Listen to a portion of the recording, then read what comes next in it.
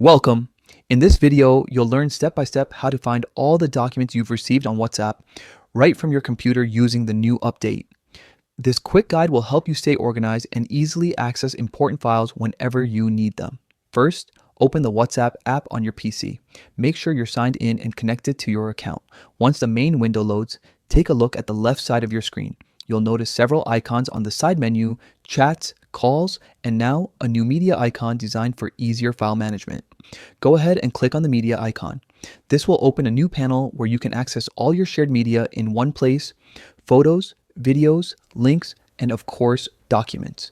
It's a simple way to find everything that's been sent or received across your chats.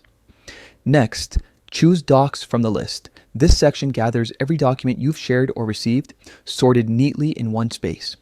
Whether it's PDFs, Word files, or spreadsheets, they'll all appear here. It's a great feature if you often receive work files or study materials through WhatsApp.